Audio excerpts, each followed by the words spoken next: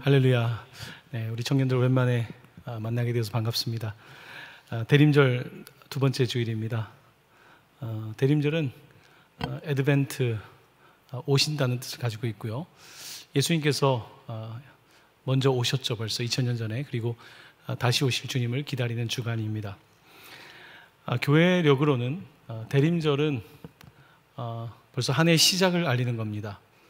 그러니까 세상 달력으로는 2023년 1월 1일이 시작이지만 교회는 지난주부터 새해가 이미 시작된 것입니다.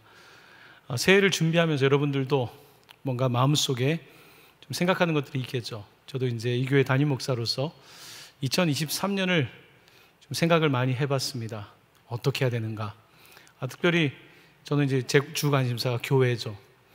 그래서 2023년에 어떻게 해야 될까 하면서 여러분들 그 서울대 소비자학과에서 아동 소비자학과에서 나오는 그 트렌드라는 책이 있죠. 트렌드 2022, 트렌드 2023. 그래서 이게 소비 패턴을 분석하는 그런 책인데요. 한국 교회 트렌드를 보여주는 처음으로 이렇게 데이터에 바탕을 둔 책이 나왔습니다. 목회 데이터 연구소라는 곳에서 한국교회 트렌드 2023이라는 책을 야심차게 냈고 거기에 보니까 우리 한국교회의 여러 가지 트렌드를 이야기하고 있는데 그 가운데서 오늘 여러분에게 들어봤는지 모르겠습니다. SBNR이라고 하는 독특한 트렌드에 대해서 한번 좀 말씀을 드리고 그 트렌드를 어떻게 이해해야 되는가 우리 최근에 우리 특별히 청년들의 삶 속에서 오늘 말씀을 통해서 그것을 좀 이야기하고 싶습니다. SBNR 한번 화면에 보여주시면 SBNR이라고 하는 것은 이것의 약자입니다. Spiritual but not religious. Not religious. 종교적이지 않지만 spiritual하다. 자, 이런 표현입니다. 여러분들 아마 들어보신 분도 있고 별로 좀 생소한 분도 있을 겁니다. 제가 미국에서 2000년대 초반에 이제 목사가 되기 위해서 신학 공부를 할 때 그 당시에 이 표현이 굉장히 많았어요. SBNR, Spiritual but not religious. 종교적이지 않지만 영적이다라고 말하는 사람들이 꽤 있었습니다. 자, 이런 사람들은 주로 어떻게 자기의 신앙을 표현하냐면 뭐 이런 식입니다. 교회는 안 다니는데 하나님은 믿어요. 그냥 저 혼자 가끔 기도도 해요. 자, 이런 부류의 사람들을 일컬어서 SBNR이라고 말합니다. 여러분들 주변에 많이 보실 거예요.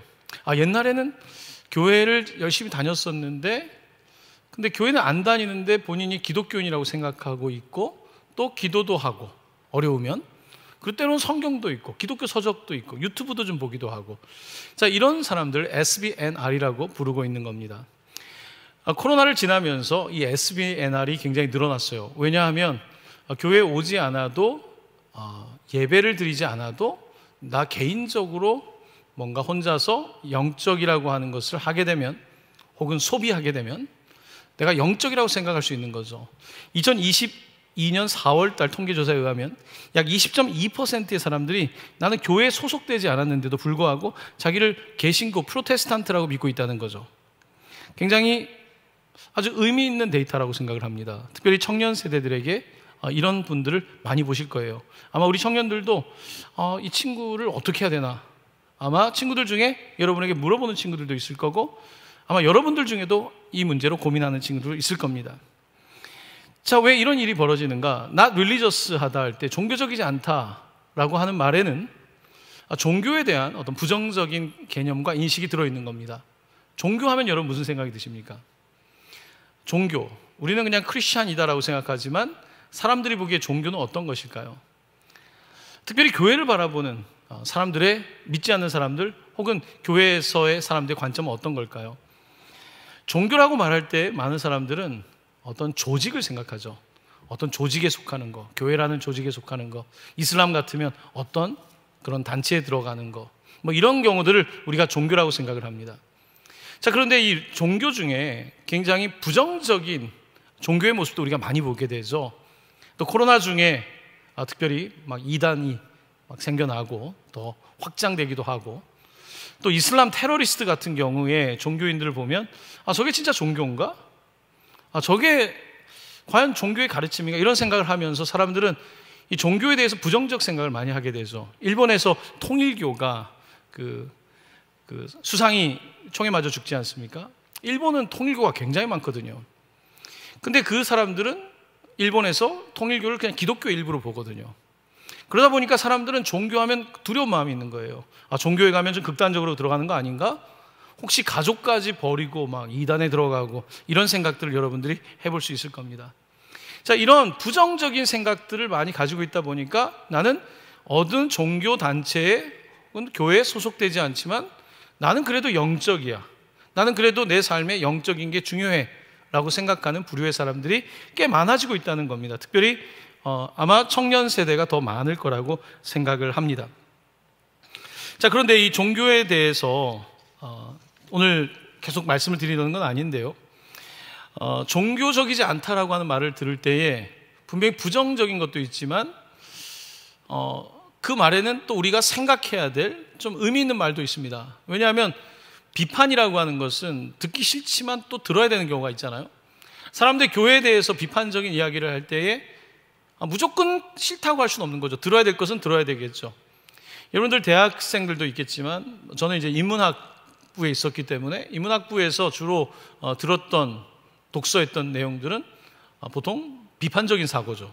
크리티컬 띵킹, 비판적 사고를 가르쳐 주는데, 자, 비판적 사고에서 가장 먼저 우리가 대학생이 되면 비판하는 게 종교 비판입니다. 종교 비판. 심리학을 하면 프로이트는 종교는 유아기적인 그런 감정 상태에서 벗어나지 못한 고착 상태에 있는 사람들이 갖는 거다.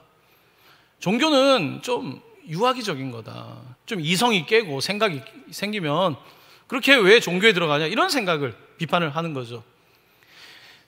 지금 아직도 그 중국과 러시아와 북한을 비롯한 이런 어떤 사회주의 공산권에서는 어떤 사상을 배경으로 하고 있습니까? 막스의 공산주의 사상이죠. 종교를 비판하는 것이 가장 근본적인 비판이라고 말하죠. 종교는 인민의 아편이다, 사람들의 아편이다 라고 얘기하죠. 억압하는 사람들이, 권력을 갖고 있는 사람들이 이 노동자 계층들을 그저 더 노동을 이용하고 착취하기 위해서 종교를 이용하는 것이다. 자, 그렇기 때문에 종교에서 벗어나지 못하는 것은 계속해서 억압에 사는 것이고 혁명에 맞지 않다, 이런 식의 논의들이 굉장히 있었던 거죠. 종교 비판은 어떻게 보면 생각이 깨는 청년들에게 한 번씩 해봐야 될 거라고 저는 생각합니다. 저 자신도 그랬고요.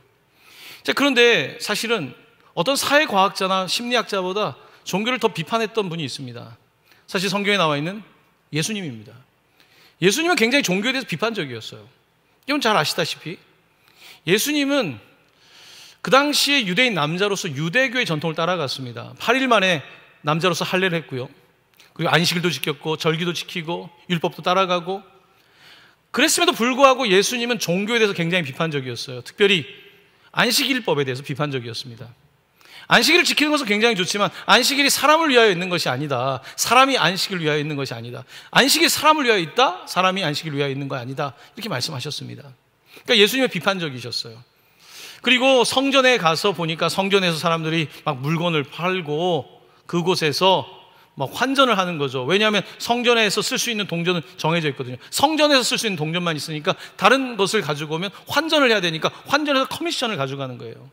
이런 방식으로 성전이 많이 부패해 있었기 때문에 예수님은 성전을 헐어라, 그럼 내가 3일 만에 다시 짓겠다. 예수님이 굉장히 비판적이셨습니다.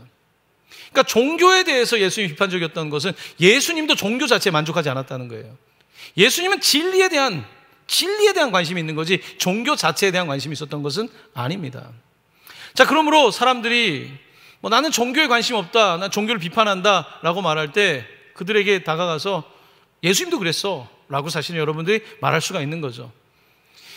그렇습니다. 오늘 우리는 뭔가 교회 다니는 청년들이 아마 예전보다 많이 위축될 거라고 생각해요. 제가 10여 년 전에 청년들을 많이 지도했었는데 그때 청년들보다 여러분들이 더 많이 위축돼 있을 거예요. 왜냐하면 사람들이 교회에 대해서 비판적이니까. 사람들이 아직도 교회 다녀? 이런 말도 여러분에게 하지 않습니까? 네, 그런 상황들 속에서 사람들은 이런 이야기들을 하는 거예요. 나는 종교적이진 않지만 영적이다 라는 표현을 하면서 나름대로 걸쳐있는 사람들이 많이 있는 거죠. 그러니까 교회 소속은 안 됐는데 나는 예수님을 믿는다, 이런 거죠. 나는 교회는 싫은데 예수님은 좋다. 듣기에는 그럴싸하지만 과연 그것이 의미 있는 이야기, 맞는 이야기일까요? 나는 예수님은 싫은데, 예수님은 좋은데 교회는 싫다. 나는 어디에 속하긴 싫은데 나는 영적이야. 이런 흐름은 사실은 서구의 어떤 개인주의라고 하는 큰 문화권에서 발생한 겁니다. 자, 서구의 개인주의라고 하는 것은요, 내가 중심이 되는 거예요. 내가 판단의 중심이 되는 거예요. 근데 서구의 개인주의와 다른 것이, 이 문화 인류학에서는 우리 동양 사람들은 이 집단주의라고 부르죠. 콜렉티비즘이라고 불러요. 집단주의 가운데 있는 우리 아시아 사람들은 내 개인의 권리, 개인의 생각보다는 여러 사람들이 하는 걸 따라갔던 거예요. 국가가 원하는 걸 따라가고 교회가 원하는 걸 따라갔는데, 이제는 더 젊은 세대들은 나는 내 개인이 중요하다, 인디비주얼이 중요하다, 개인주의가 더 앞서가게 되는 거죠. 자, 그러니까 이제는 혼자 밥을 먹고 혼자 여행을 하고 혼자 무언가를 하는 것이 별로 이상하지 않은 거예요. 예전 같으면 여러분 있을 수가 없었어요. 여러분들 부모님 세대는 보면은 혼자 안 합니다. 거의 뭘 같이 해요. 근데 여러분 세대는 점점 혼자인 게 괜찮아요. 제가 몇 달 전에 제주도를 갔었는데, 가보니까 렌트를 해서 다니는데, 와, 혼자 다니는 사람 정말 많더라고요. 특히 젊은 분들이. 저도 놀랐어요. 여자분들도 혼자 다니시더라고요. 예전 같으면 뭐 이런 모습을 보기가 쉽지 않았는데. 자, 그러니까 이제는 어떤 SBNR이라는 것은 not religious, 종교적이지 않다는 것은 나는 어디에 소속되기가 싫지만 나는 개인으로서는 그래도 영적인 것을 경험하고 싶고, 그래서 나는 산에 올라가서도 가끔은 기도하고, 바다에 가서도 명상도 하고, 어떨 때는 기독교 메시지를 열심히 들으면서 신학책도 읽어보고, 자, 이런 생각들을 하는 것이죠. 자, 그런데 과연 영적이라는 것이 뭘까요? 영적이라고 하는 단어, 이 스피리추얼이라고 하는 단어는 가장 오용되는 단어 중에 하나입니다. 많은 사람이 영적이라고 표현을 하더라고요. 제가 미국에 있을 때 스피리추얼하단 말은요, 다 통용되더라고요. 그러니까 뭔가 좀 마음이 따뜻해지고 뭔가 좀 분위기 좋고 그러면 스피리추얼한 거죠. 네. 뭔가 사랑이 넘치고, 뭔가 자연에 갔는데 자연에서 뭔가 그 고요함 속에서 뭔가 터치되면 그걸 스피리추얼하다고 생각하는 거고, 사단은 이런 스피리추얼하다는 표현을 상당히 우리가 즐겨 사용할 수 있도록 저는 전략적으로 사용하고 있다고 생각을 합니다. 그래서 우리가 하나님 말씀과 별 관계없이 내가 판단하면서 이게 영적인 거야, 하나님 말씀에 기초하기보다는, 어떤 성경은 분명히 우리에게 교회 공동체를 가르쳐주고 있고 분명히 교회를 통하여서 하나님의 역사가 일어나는 것을 말씀하고 있는데, 나는 거기에 소속되기는 싫고 나는 그냥 여전히 스피리추얼해. 나는 저 종교인들보다 나는 조금 더 세련되고, 난 저기 이단에 속한 사람들과는 정말 거리감을 두고 싶고, 나는 좀 더 이성적이고 지성적이고 합리적이고 세련되다, 이런 식의 생각을 할 수가 있는 거죠. 자, 이게 SBNR이 보통 가지고 있는 태도입니다. 아마 여러분 주변의 친구들 중에도 많이 보실 수 저는 있을 거라고 생각을 합니다. 제가 오늘 이 말씀을 드리는 것은요, 오늘 여러분에게 복음이 무엇인지에 대해서, 이 SBNR이라고 하는 이 현상 속에서 복음이 무엇인지에 대해서 좀 더 구체적으로 말씀드리기 위함입니다. 자, 오늘 여러분들과 함께 나눈 말씀은요, 여러분이 너무 잘 아는 탕자의 비유입니다. 탕자의 비유는 단순합니다.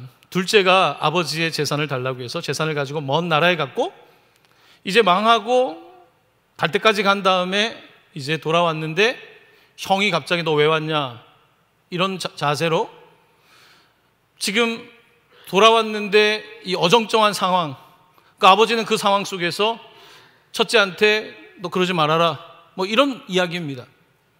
자, 이 이야기를 조금 더 다시 이번 주에 제가 묵상을 해봤습니다. 여러분 너무 잘 아는 이야기지만 한번 저랑 같이 생각을 해보면 좋을 것 같아요. 우리 청년들 중에 혹시 가출을 해본 적 있습니까? 가출. 나 가출해봤다. 손 들기는 뭐 할 거고, 우리 청년들은 또 물어보면 손 드는 것도 싫어하죠, 별로. 네, 가출해봤다. 저는 가출을 안 해봤는데요, 가출을 생각한 적이 있었어요. 초등학교 6학년 때. 좀 빨랐습니다.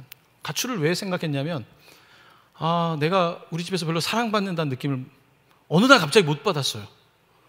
그래서 나는 떠나야겠다. 이 집은 내 집이 아니야. 이런 생각 초등학교 6학년 때 한 적이 있었어요. 여러분, 오늘 둘째는 왜 집을 나갔을까요? 왜 아버지한테 유산을 달라고 했을까요? 아버지가 싫어서? 제가 오늘 성경을 다시 읽으면서 깨달은 건요, 둘째 동생이 정말 싫었던 건 형이었어요. 형이 싫었던 거예요. 형이 싫어서 나가고 싶었던 거예요. 형이 왜 싫었을까요? 그 당시에 형은 동생보다 맏형은 2배 유산을 받습니다. 2배. 거기다가 장자권이라는 게 있어요. 여러분 지금은 뭐 장남 이런 거 안 따지지만 옛날에 장남 대단했거든요. 여러분도 부모님 세대 그 윗세대만 가보면요 달라요. 장남, 큰 형이 다 갖는 거죠. 둘째는 형이 싫었어요. 형은 동생에게 자기는 다 가지고 있으면서 이래라 저래라 말하고 또 아버지는 그것을 용인하고 그런 어떻게 말하면 종교, 어떻게 말하면 전통 이런 것들이 싫었을 거예요. 나는 이런 게 너무 싫고 그냥 나는 내 삶을 가련다. 그래서 오늘 성경에 보면 그가 어디로 갔냐면 먼 나라까지 갔대요. 먼 나라. 뭔가 영적인 걸 찾으려 좀 먼 나라에 가야 되지 않습니까? 멀리 가면 좀 뭔가 영적인 게 있을 것 같지 않아요? 특별히 대학교 때 그렇지 않습니까? 저도 좀 그랬어요. 제가 대학교를 이제 종교학과를 다녔는데 이제 막 여러 불교도 가보고 막 이런 일을 많이 했단 말입니다. 근데 한번 여러분 세대는 잘 모를 거예요. 충청도에 있는 계룡산, 세종시 쪽에 있는 그 계룡산, 공주에 있는 그 계룡산을 가게 됐어요. 그 계룡산은 소위 도사들이 많아요. 막 수염 기르고 막 무당, 도사, 별의별 종교가 다 있는 데가 계룡산이었어요. 계룡산을 갈 때 이제 우리 과에서 이제 같이 가는데 2박 3일 가는데 아주 유명한 무당이 같이 갔어요. 네, 무당이 같이 갔어요. 갔는데 이제 그날 산에 올라갔는데 아침 일찍 올라갔단 말이에요. 근데 이 무당이 신을 받은 거야. 신 받은 거 보셨어요? 와, 신을 받았는데 그때 어떤 여자 후배한테 딱 뭘 얘기하는데 걔가 막 울기 시작하는 거예요. 다 맞춰. 다 맞춰요. 근데 저한테 오면서 그러더라고요. 나한테 무슨 얘기를 할까? 나 목사님 아들인데. 저한테 그러더라고요. 너는 앞으로 인도로 가게 될 거야. 인도로 간다는 거. 인도는 주로 누가 갑니까? 돌을 닦으러 가는 데가 인도잖아요. 서양 사람들도 인도에 가면은 뭔가 그 힌두 사람들처럼 이렇게 옷 불그스름한 거 입고 가부좌 틀고 이런 데 인도잖아요. 뭔가 돌을 찾고 있는 저에게 인도에 갈 거라고 얘기하더라고요.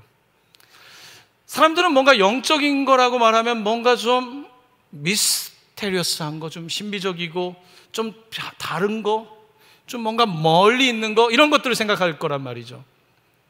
그래서 오늘 둘째는 먼 나라에 간 거예요. 먼 나라에 가서 뭔가 좀 영적인 거, 뭐 영적인 것뿐만 아니라 그는 그냥 사실은 막 다 써버리죠.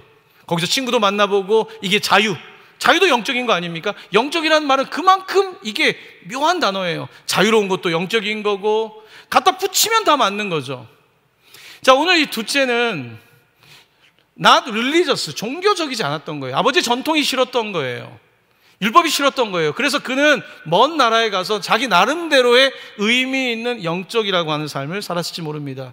사실은 그는 아버지를 멀리 떠나서 자기가 원하는 삶을 살려고 했던 것입니다. 자, 첫째는 어떻습니까? 첫째는 다 가진 사람이에요. 첫째란 말이에요. 장자란 말이에요. 근데 첫째는 집에서 열심히 아버지가 시키는 거 다 해요. 다 열심히 해요. 그 이유는 아버지께 다 내 거니까 뿐만 아니라 의무감이 있는 거예요. 의무감. 여러분, 종교는 사실 의무감이 강해요. 우리가 여러분들 오신 청년들 보면 주일은 내가 성수해야지, 주일을 지켜야지, 뭔가 의무감이 있는 거잖아요. 내가 물론 뭐 교회 가고 싶은 마음도 있지만 그래도 기본은 해야지. 의무감이 강한 친구들이 많이 있을 거란 말이에요. 이 첫째들은 의무감이 강해요. 이 의무감을 가지고 아버지 집에 남아 있었단 말이에요. 자, 그런데 오늘 본문은 우리에게 말합니다. 두 아들 다 아버지한테 멀다는 거예요. 둘째 아들은 아버지를 떠나서 멀리 갔고 첫째 아들은 아버지 옆에 늘 있는데 너무 멀었어요. 가까운데 너무 멀단 말이에요. 여러분도 집에서 아빠랑 같이 사는데 아빠가 멀게 느낄 수 있잖아요. 아빠도 그렇게 느낄 수 있고 여러분도 그렇게 느낄 수 있잖아요.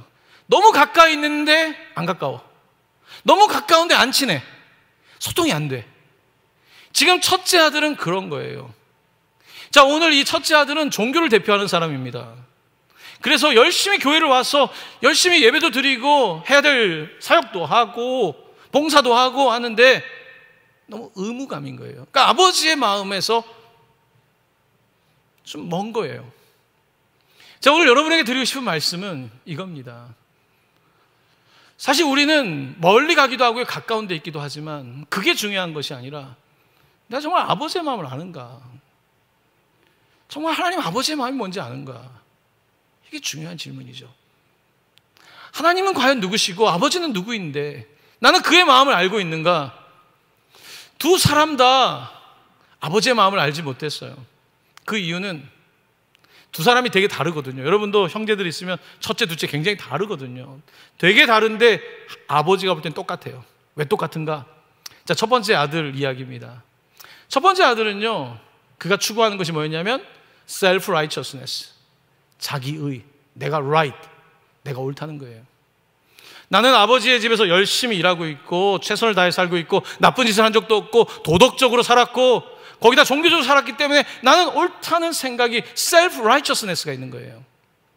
여기에 자기가 핵심이에요. 아버지가 핵심이 아니에요. 내가 핵심이에요. 내가 지금 내가 열심히 살고 있는 거예요. 신학적으로 이걸 공로신학이라고 그래요. 공로신학. 내가 열심히 해서 구원을 받는 거다. 둘째는 어떠냐면요, 둘째는 정반대 자기예요. self-discovery. 자기를 찾으려고 해요. 왜냐하면 우리 집에서 날 못 찾으니까 가출해서 나를 찾고, 우리 집에는 나를 인정해 주는 애가 없으니까 친구들 만나가지고 하고 싶은 거 다 해보고 지금 나를 찾는 거예요. 아, 도대체 어떻게 나를 찾을까? 둘째도 핵심은 셀프에 있어요. 나를 찾고 싶었던 거예요. 둘 다 아버지 보기에는 다 자기의 문제를 갖고 있는 거예요. 양쪽 극단에 있는 거죠. 네. 오늘 본문 말씀은 우리에게 이 두 아들이 굉장히 다르지만 하나님 아버지 보시기에는 공통점을 갖고 있다는 거예요. 자기.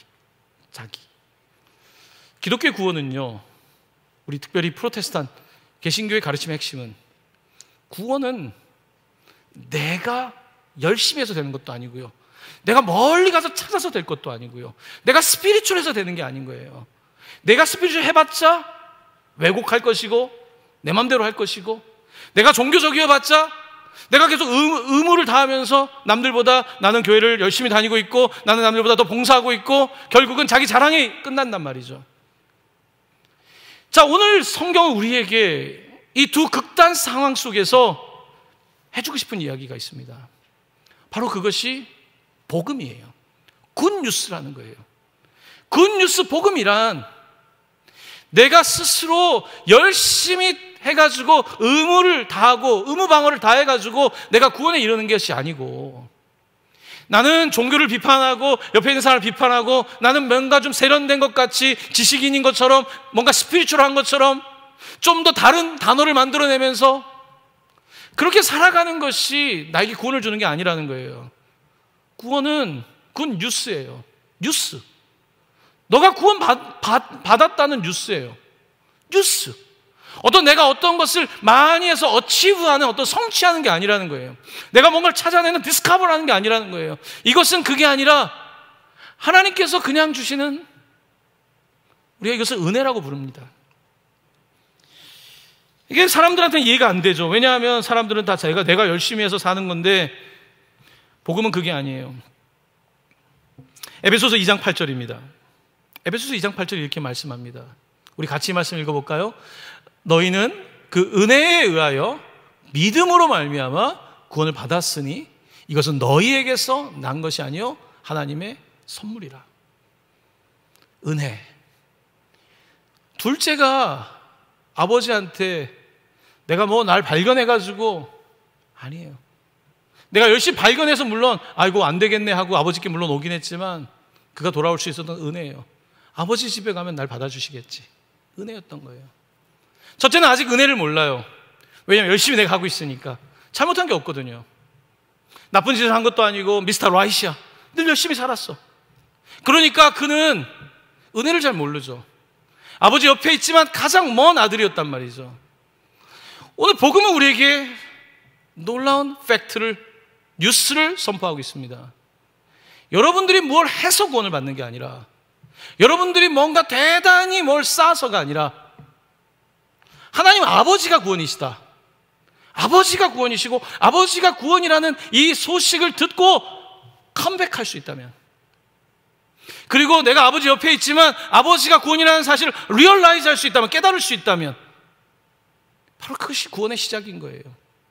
구원의 시작은 내가 무엇을 쌓는 것이 아니라 내가 아니구나, 셀프, 내가 하는 게 아니었구나, 이것을 깨닫는 것, 깊이 깨닫고, 그리고 그 가운데 새로운 삶을 사는 게 구원이죠. 여러분, 우리는 사실은 오늘 본문을 통해서 이 탕자의 이야기는요, 첫째 아들과 둘째 아들의 사실 형제 싸움이고 집안 싸움이라고 저는 생각합니다. 하나님 마음과 무관하게 자기들끼리 싸우는 거예요. 요즘 교회 안의 갈등을 보면요, 하나님과 무관하게 막 우리끼리 싸우죠. 어떤 사람들은 교회 바깥에서 교회를 계속 비판하죠. 나 릴리저스한 사람들은 종교가, 조직이 어떻고, 교회 안에서 뭐가 어떻고, 누가 비판 못합니까? 제일 쉬운 비판은 종교 비판이거든요. 비판하는 거죠. 자기가 옳은 것처럼 비판하죠. 또 교회 안에 있는 사람도 남을 비판해요. 너는 왜 그렇게 사니? 너는 왜? 또 여러분, 부모님들이 주로 그런 표현을 쓰는지 모르겠지만 양쪽 다 그런 거예요. 하나님의 마음과 무관한 거죠. 릴리전, 종교가 아니에요. 스피리추얼리티, 영성, 그거 아니에요. 진짜는 복음이에요. 굿뉴스 복음이에요. 이 복음을 성경은 말씀하고 있는데 우리의 귀가 어두워서 그걸 잘 듣지 못하는 것이겠죠. 사랑하는 형제자매 여러분, 오늘 복음의 핵심은 아버지입니다. 우리가 아버지를 어떻게 설명할 수 있을까요? 보통 이 오늘 본문의 제목을 우리가 탕자의 비유라고 하지 않습니까? 탕자라고 말할 때 이 탕자를 부를 때 prodigal son이라고 부릅니다. 근데 팀 켈러라고 하는 뉴욕 맨하탄에서 목회를 정말 놀랍게 젊은이들을 정말로 끌어당겼던 그 팀 켈러 목사는 이 본문을 오히려 prodigal father다, 탕부의 이야기다 라고 말합니다. 이 탕자는요, 이 prodigal이라는 말은 다 쏟아냈다는 거예요. 탕진. 둘째 아들은 다 탕진해버렸어요. 첫째 아들도 아버지 집에서 탕진하고 있어요. 아버지의 사랑을 모르고 자기의 엄청난 노력이라고 생각하는데 아버지 때문에 본인이 지금 다 누리고 있는 건데 그도 그의 삶을 지금 탕진하고 있어요. 안에서 분노로 일관되고 뭔가 교회를 다니고 있지만 해결되지 않는 문제 가운데 그의 인생도 탕진되고 있죠. 자, 오늘 본문의 이야기는 프라디컬 파더의 이야기예요. 탕부. 그럼 아버지는 무엇을 다 소모하고 있는가? 아버지는 그의 사랑을 계속 쓰고 있는 거예요. 둘째 아들이 언제쯤 돌아올까? 언제쯤 돌아올까? 아버지는 알고 있어요. 돌아올 것도 알고 있어요. 진짜 부모는요, 자식이 돌아오는 거 알고 있습니다. 알면서 기다리는 거예요. 왜냐하면 저 녀석은, 둘째 녀석은 어릴 때부터 그랬거든요. 어릴 때부터 좀 놔둬야지 지가 정신 차리고 돌아오니까 놔두는 거죠. 둘째는 그랬어요. 하나님 아버지 보기엔 둘째는 그런 거예요.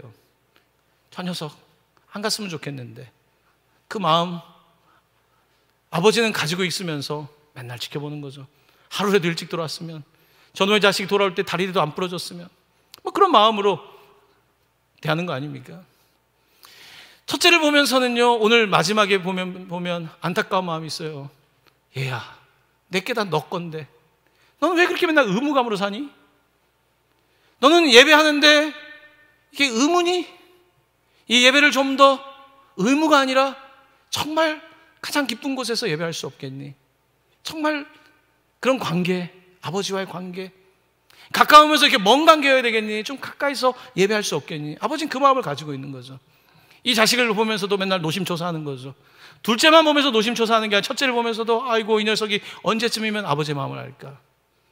둘 다 탕자인 것입니다. 하나는 집 안의 탕자이고 하나는 집 밖의 탕자이죠. 하나는 교회 안의 탕자이고 하나는 교회 밖의 탕자이죠. 이 두 사람 모두 아버지에게는 동일한 사랑의 대상이죠. 아들이니까요. 그렇습니다. 오늘 아버지는 사랑, 이놈의 사랑 때문에 그 복음 기다리고 있는 것입니다.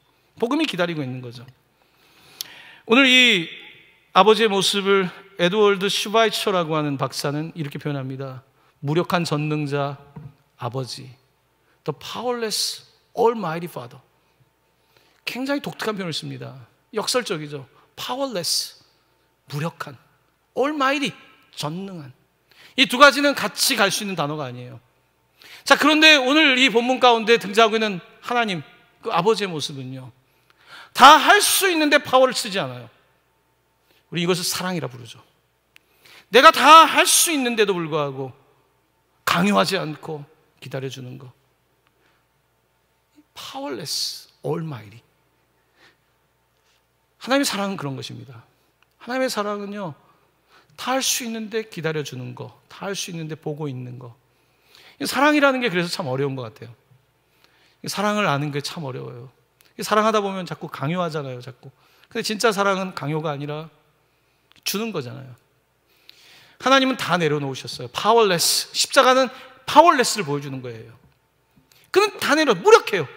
근데 그 무력한 십자가가 모든 사람을 구원하는 파워예요. Almighty. 전능한 힘이라는 거예요. 그 무력함이 능력이다. 그 무력한 십자가가 능력이다. 그 미련한 십자가가 능력이다. 이게 고린도전서의 주제거든요.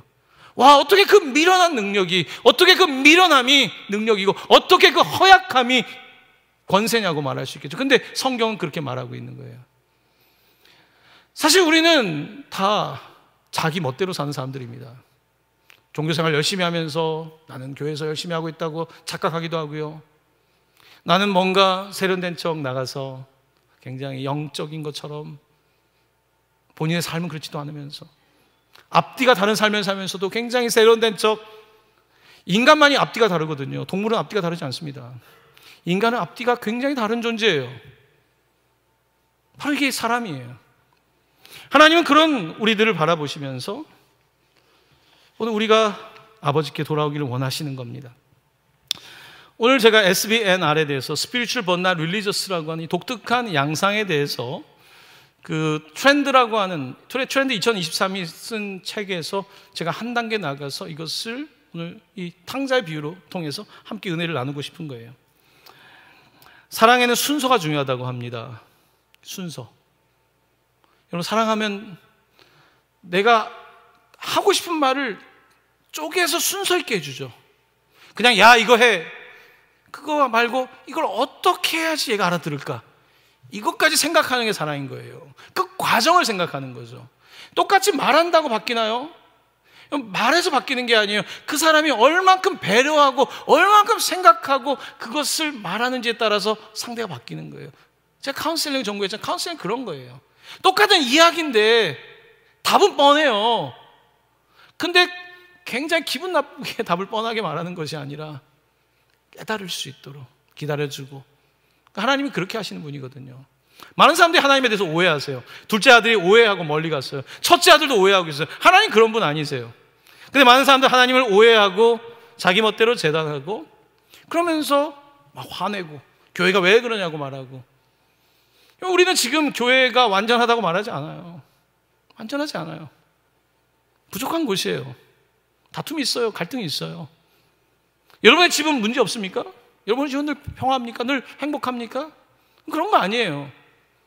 그런 가운데서 하나님의 사랑을 찾아가는 거, 이게 인생이고요. 그런 가운데서 하나님을 찾아가는 게 믿음이고 신앙이고, 그 근본은 가스펠 복음인 거예요. 이 팀 켈러 목사는 종교와 복음을 이렇게 비교합니다. 종교는 바깥에서 안으로, 복음은 안에서 바깥으로.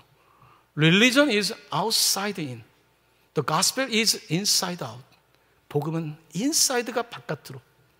하지만 종교는 늘 바깥에 굉장히 멋진 옷을 입고, 오늘 이런 옷 입으면 이제 종교적으로 보일 수 있죠. 바깥이 아니라는 거예요. inside out. inside, 하나님이 주신 그 아버지의 사랑이 inside out 하는 것이 가스펠인 거예요. 바로 이게 복음의 능력이죠.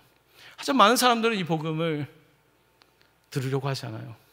왜냐하면 여전히 내 셀프, 내가 중심이기 때문에 그래요.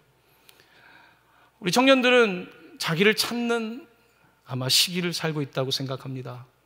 저도 그 시기를 살았어요. 지금도 여전히 잘 모르는 게 많아요. 하지만 우리 청년들에게 그 말을 하고 싶어요. 복음이 뭘까? 왜 오늘 이 오후 시간에 나는 이 자리에 앉아 있는가? 도대체 복음은 뭘까? 도대체 무엇이 나를 잡아당기고 있는가? 바로 아버지의 놀라운 사랑이죠. 거부할 수 없는, 그냥 지나치고 싶은데 지나칠 수 없는, 늘 뒤통수에 뭔가 있는 그런 느낌들, 바로 이것이 우리가 거부할 수 없는 복음이겠죠. 탕자의 이야기는 그 유대인 전승 가운데 미드라시라고 하는 책이 있는데, 거기에는 한 아들이, 왕자가 아버지가 싫어가지고 멀리 있었대요. 한 170km, 200km 정도 떨어진 곳에 있었는데요. 그 아들이 도무지 아버지께 갈 수가 없었어요. 도무지 갈 수 없는 그때 아버지가 종을 보내서 그 왕이 왕자에게 이렇게 말을 했다고 합니다. 내가 올 수 있을 만큼만 오거라. 내가 올 수 있을 만큼만 오거라. 나머지는 내가 너에게까지 가리라. 이게 왕이 했던 말이래요. 이게 복음입니다. 내가 올 수 있을 만큼만. 네. 내가 다 가면 그 종교예요. 내가 끝까지 가. 내가 뭘 대단하다고 내가 다 합니까? 내가 하나님을 믿기 때문에 정말 힘든데도 한 걸음. 오늘 이 자리까지 온 거, 그럼 아버지가 오시지 않습니까? 내가 갈 수 없는데 기도하면서 한 걸음 갈 때 주님이 몇 걸음을 같이 오셔서 우리와 동행하시는 거, 바로 이게 복음입니다. 말라기 3장 7절은 이렇게 말합니다. 나에게 돌아오라. 그러면 나도 너에게로 돌아가라. Return to me and I will return to you. 나에게 돌아오면 나도 너희들에게 돌아가겠다. 바로 이것이 복음입니다. 사랑하는 형제자매 여러분, 요즘 아마 전 청년들에게 늘 고마운 마음을 갖습니다. 이런 시기를 지나가면서 여러분들이 아마 첫째 아들처럼 이 자리를 지키고 있지는 않을 거예요. 그죠? 그런 마음보다는 아마 복음이 자꾸 여러분들 놔주지 않겠죠. 이 복음이 여러분의 친구들이 정말 듣고 싶어 하는 거예요. 세상에 종교도 많고, 비슷한 유형의 유사 종교도 많고요. 영성이라고 말하는데 뭔가 실체가 없는 것도 많아요. 근데 복음은 실체가 있단 말입니다. 이 복음의 실체가 있는데 많은 사람들은 갈급해요. SBNR이 등장하는 이유는 갈급하다는 증거예요. 사람들은 엄청 갈급합니다. 많이 갈급해요. 많이 외롭고 혼자서 세련되게 뭔가 하고 있는 것 같지만 그렇지 않아요. 사람들은 무언가를 찾고 있어요. 근데 그 무언가가 아니란 말이에요. 그것은 복음이어야 돼요. 복음만이 우리에게 구원을 주기 때문에, 예수 그리스도만이 우리에게 구원을 줄 수 있기 때문에 그 예수를 만날 수 있는 그 은혜 안다면 복받은 사람이죠. 여러분과 여러분의 주변에 있는 사람들이 다시 청년들이 주께 돌아올 수 있는, 저는 그런 2023년을 바라고 있어요. 와, 다시 돌아오는구나. 청년들이 돌아오는구나. 청년들이 오히려 더 진실하게 주님을 찾고 있구나. 여러분, 그게 왜 불가능하겠습니까? 저는 그게 충분하다고 생각해요. 왜냐하면 우리가 하는 것이 아니라 가스펠, 복음이 하기 때문에. 그러면 여러분들은 복음에 붙잡히면 되는 거예요. 내가 뭔가를 더하는 것이 아니라 내가 복음에 붙잡히면 붙잡을수록 그 복음의 능력이 여러분들을 이끄는 것이니까요.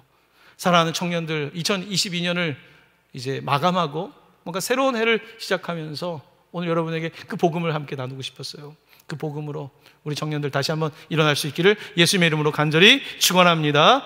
아멘.